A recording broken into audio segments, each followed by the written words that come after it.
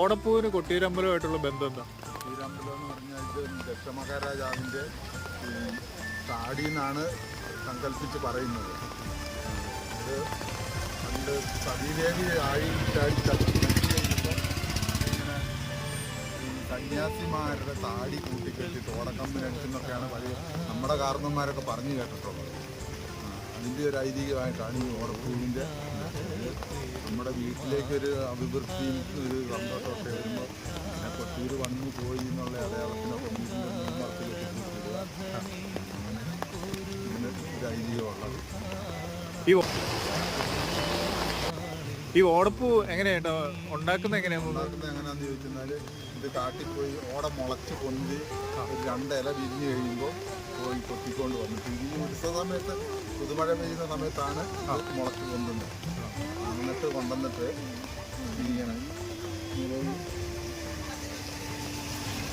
ഇതിൻ്റെ ഈ തൊലി ഇങ്ങനെ കളഞ്ഞ് ഇട്ടിട്ട് കല്ലേ വെച്ചിട്ട് ചിടിച്ച് ഇറക്കി ഇതുപോലെ ആക്കിയെടുക്കും. ഇതുപോലെ ആക്കിയെടുത്തേക്ക് ഈ മുള്ളും കൊണ്ട് ഇതൊരു മുള്ളാണ് ചീകാനുള്ള.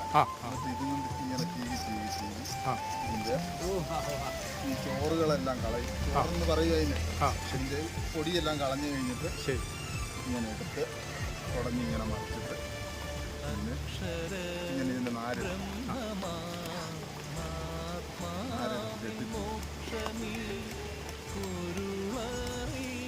ഇങ്ങനെ നാരെടുത്ത് തിരിച്ച് ഇങ്ങനെ തിരിച്ച് വെട്ടിത്തൂക്കി കഴിയുമ്പോഴാണ്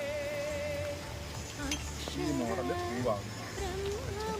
അത് എന്നിട്ട് നമ്മൾ കൊണ്ട് കയറും കെട്ടി കടയിൽ കെട്ടി തിരിച്ചിട്ട് ഭക്തജനങ്ങൾ വരുമ്പോൾ കൊടുക്കും. അതിനൊരു പൈസ. അത് ഞങ്ങൾക്ക് ഒരു വരുമാന മാർഗം കൂടെയാണ് ഇപ്പോൾ ഇവിടെ